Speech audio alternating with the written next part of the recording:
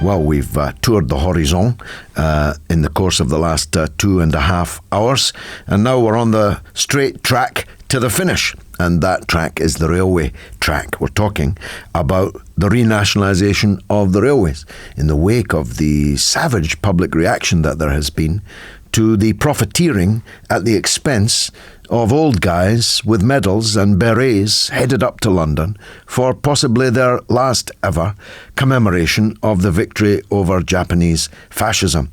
Doesn't get much lower than that, in my point of view, and tells us everything we need to know about the character of the people to whom we've handed over our railroad, even though we're still paying for it. My guest is Stephen Hedley. He's currently running the RMT, at least until the General Secretary comes back. Stephen Hedley is the Deputy General Secretary, Assistant General Secretary, and he joins me now. Stephen, thanks for coming on board. Let me start, if I may, with the issue of public ownership.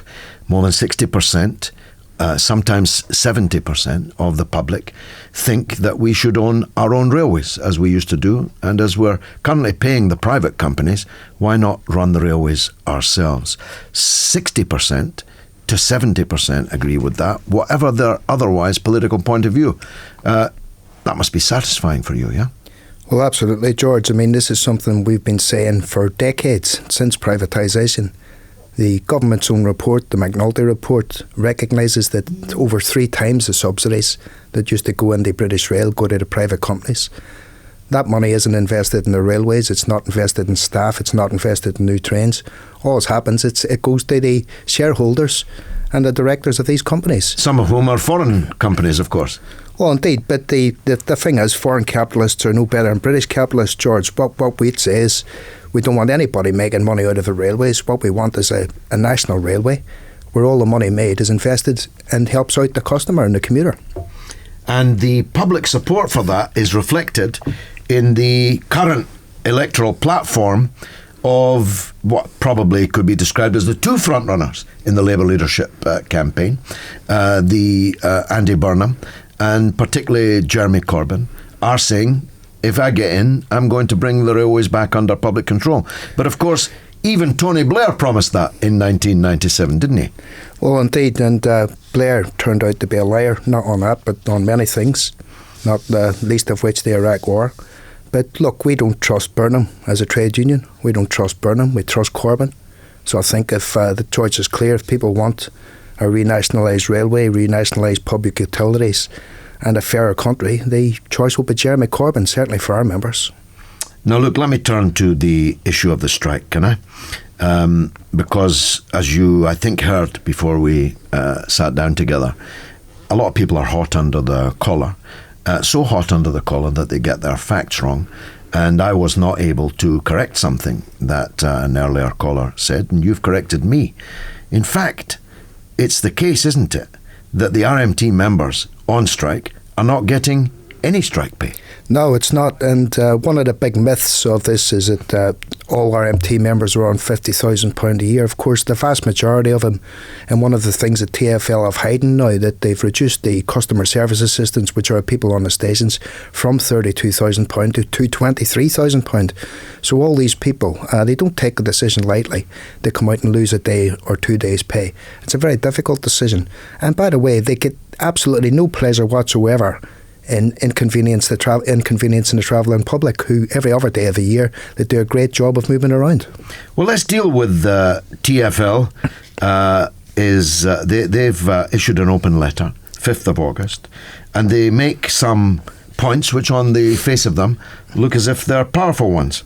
They say that they've put forward to you an above inflation average 2% salary increase this year and an inflation-proof rise in 2016 and 17. Is that right? Well, George, what they've tried to do is conflate the night tube with the pay rise.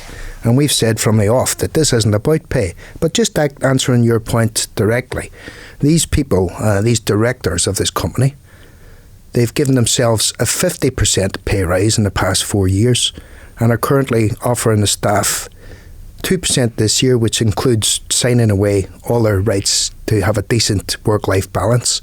which is completely unacceptable, and a floor of 1% for the next 2 years. So we have these people, and the people like the MPs that have given themselves a 10% pay rise, accusing London Underground staff, many of them now on £23,000 a year or less, cleaners work for the London living wage, of being greedy for not accepting 1%. So it's an absolute fallacy. Well, they've deliberately conflated these two issues, and that's a point that you've answered well. Isn't the main point that the RMT is in favour of the night tube?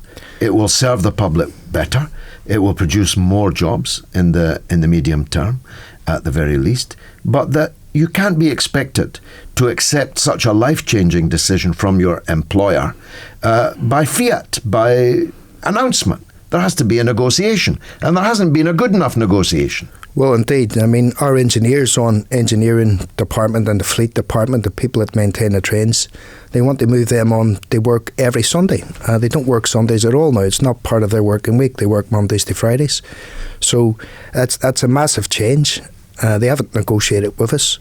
The station staff, some of them are being asked to work 23 weekends out of 24. Drivers are going to have 30% more nights on average. In a lot of places, a lot more than that. And they have made no attempt whatsoever to have reasonable negotiations with the trade unions. In fact, we were in ACAS trying to discuss parameters with them, and they published the rosters to the staff and said they were going to implement them. And that absolutely infuriated everybody. I mean, I couldn't read out some of the texts and emails that we got back from our staff and our members when they did that. And they have been, and you often hear it on the radio and read it in the newspapers, that your members are on £50,000 a year. As if, first of all, there was anything wrong with a blue-collar worker earning £50,000 a year. But of course, the great majority of the people in this strike are not earning £50,000 a year, and many are earning half that. Indeed, that's the point. And I think that you get this middle class politics of envy. Sometimes you get people out there in lower managerial jobs or whatever they're doing. They can't stand the fact that some of our members, a very small percentage of our members who are drivers, are earning £50,000 a year. Why shouldn't all working class people earn a decent living and have a decent work-life balance? If we did that, if more workers were on that sort of money, it would benefit the economy instead of giving all the money to the banks. Indeed. Now, what do you think of ASLEF's decision to accept a deal? Will that significantly hamper your ability in the strike to make an impact? Well, I don't see that ASLEF have agreed to a deal, because there doesn't seem to be a deal there, other than the fact that London Underground are prepared to give them more talks. But I will say this, George, when a picket line's on, it's not about what union you're in, it's about what side you're on. And I'd appeal to everybody. If these strikes go ahead, which they look like going ahead, if nothing comes across the table, I appeal to every trade unionist, no matter what union they're in, not to cross a picket line and to observe a strike. And what would be the effect of the ASLEF members breaking that picket line? That would poison relations inside the industry, no? Well, I would compare it, and I'm not saying this lightly, I would compare it to the actions of the unions of them so-called Union of Democratic Mine Workers during the miners' strike. Because what they will do is set up our industry and their own members to be absolutely slaughtered in the next couple of years. Because the context of this, remember, is that the Chancellor George Osborne has demanded £4.2 billion be cut off TfL's budget. Now, if the drivers think that they're somehow going to be exempt for that, the members of ASLEF, then they're in for a rude awakening. And the only way we're going to beat these cuts is they all stick together as working class people. So they'd be scabbing if they work when you're on strike? Absolutely. I mean, that's a harsh word, but I would have to say anybody that crosses a picket line, no matter what union you're in, they're a scab. Strong stuff. Stephen Hedley, the Assistant General Secretary of the RMT. I was associated with your union for the last almost 40 years when it was the NUR, and I'm not hiding the fact that my sympathies are with you now, which is of course rare in the media, I'll grant you. But don't want you to go before pressing you on a point that you made earlier. Jeremy Corbyn, your choice. You were expelled by the Labour Party, even though your union, the NUR, as was was actually the proposer of the motion to the TUC that founded the Labour Party. In the Blair era, you were expelled. If Jeremy Corbyn's the leader, will the RMT be coming back to the Labour Party? Well, first of all, we didn't leave the Labour Party. The Labour Party left us. For years, under the Blair leadership, you basically had Tories, red Tories, running the Labour Party. To be fair to Blair, it's one of the few things that he said in truth. He said the trade unions will get no favours from me, and that's one thing he did actually stick to. He didn't do us any favours at all. Now, if Jeremy Corbyn is elected leader of the Labour Party, I think that it changes the picture entirely. Of course, our union will have to go through its democratic process and decide if we're going to re-affiliate to the Labour Party or not, and that will be a decision for our AGM to take and our executive.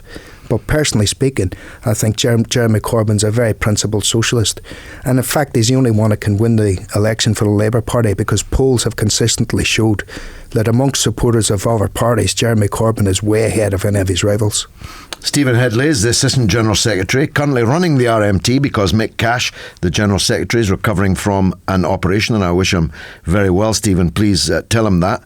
Stephen is with us until 1 o'clock. You can put him on the ropes by calling the show 0345 6060 973. It's 12:45 on LBC. Well, amazingly, this show has been trending on Twitter virtually from the first minute. That's hashtag Galloway on LBC. You can recap on what I've been saying and you've been saying to me at the website lbc.co.uk. And of course, I'll be back here again at 10 o'clock tomorrow morning. I'm with Stephen Hedley, who's running the RMT, the Railway Workers Union, as we head into another period of strikes. But we're also talking about the union going back to the Labour Party, which is a distinct possibility if, as I expect and Stephen Hedley expects, Jeremy Corbyn wins a thumping victory in the Labour leadership election. We'll talk to him again in a minute about that election. But first, Stephen, if I was the Mayor of London and I was sitting opposite you now, what would I need to put on the table to avoid another couple of days of real disruption in London in the tube strikes? Yeah, it's interesting, isn't it, George? I know Boris has got two very well-paid jobs to do and a book to write, but you would have thought he would have found some time somewhere to come around and try to sort out this misery that Londoners are currently experiencing. Really, what he has to do is come to the table and sort out this work-life balance issue. I mean, I don't know how many times we have to say this. It's not primarily about money, this strike. It's about people having the time to spend with their families, having the time to spend with their children, and time to relax when they're off work. So he really needs to come, and the only way he's going to sort that out, really, because most people understand, I think, if you're going to put on more shifts, you need more staff to cover those shifts. And the context is they've got rid of 2,000 staff already. They're looking to get rid of another 834 staff, and they're going to employ 500 staff, which are mainly part-time. They cover all that gap, and they're stretching the elastic too thin. It's going to snap. So the answer is he needs to get round the table, stop interfering, let his managers actually negotiate, and put the funds there to bring on more staff. But he's not even in the building, never mind at the table. As you say, his whole shtick was to exit the London mayoralty just in time to run for the leadership of the Conservative Party. The one person more disappointed than Ed Miliband with the result of the last general election was Mayor Boris Johnson, because David Cameron won and his dreams were shattered. But now he's neither doing his job as a leader of the Conservative Party, because he's actually being isolated there, but neither is he doing his job as the Mayor of London, for which, as you say, he's paid very handsomely to do. So if he's not even in the building, how do we get him to the table? Well, it's very interesting, isn't it? And that's one of the dynamics that we should actually explain here, because there are actually two people vying for the leadership of a Conservative Party here. George Osborne, who wants to make 4.2 billion cuts from the TfL budget, and Boris Johnson, who wants to get the night tube through. So maybe Osborne's very happy that Boris is experiencing some difficulties. And you know, Boris really can't have it both ways. He can't be dictating to the managers behind the scenes what they can and what they can't negotiate on, and then refusing to come to the table himself. He really has paid an awful lot of money. He has got another job outside that, and he also sits on the TfL board. So actually, it's his responsibility to get round the table. Now, they've postponed the start date for the night tube. Will it ever happen? I really hope it does happen, George. We're not against the night tube at all. If it's done properly, it can boost the economy. It can bring more jobs, not just in our industry, but across the piece. But I think people have made the point already. We're not slaves. We're not there to be at the beck and call of management, day in and day out, minute after minute, hour after hour. Everybody deserves a decent work-life balance. And until they get that decent work-life balance, which I will repeat, will mean more jobs on London Underground, then I don't think it's going to be achievable. I need a pressure on this, because let's assume we know that Johnson should be doing more and isn't. But if I was the mayor, tell me, what have I got to put in concrete terms on the table to avert this strike? A decent work-life balance and more staff. What does that look like? What does that look like, the decent work-life balance? Well, a decent work-life balance would be maintaining similar rosters like people have now. I mean, our people work weekends regularly now. They work weekends and they work nights. A lot of them work nights. Some of them don't work nights. But when you're asking our engineers and fleet members, they work every Sunday without any sort of time off in lieu, any recompense. That's just unacceptable. When you're asking station staff, they work 23 weekends out of 24. Now imagine if you had just access to your children at weekends. That means on average you'd see them twice a year. It's completely unacceptable, and people have said to us, you cannot agree to this. We'd rather leave the job than actually agree to these rosters that have been proposed at the minute. So, again, I'm pressing you. What's the bottom line? Because this strike's going to be damaging. It's going to be damaging for the workers, going to be damaging for the customers, going to be damaging for the London economy. Specifically, what's your bottom line? What do I put on the table? Well, George, look, with all due respect, I can't do the unions' negotiations across the table with you. Although I'd like to, I wish you were the mayor and we could do that. But the fact of the matter is, we need more jobs. We're prepared to talk to management about how many more jobs we need. We need a decent work-life balance for people, and then I think these strikes could be avoided. Okay, let me take you back then for the last couple of minutes. I think I've still got 2 or 3 to the Labour Party contest. This has probably come as much as a surprise to you as it has to me. If we'd been having this conversation even a matter of 6 weeks ago, the idea that your friend and mine, Jeremy Corbyn, would be so far ahead that the bookies are almost stopping taking bets.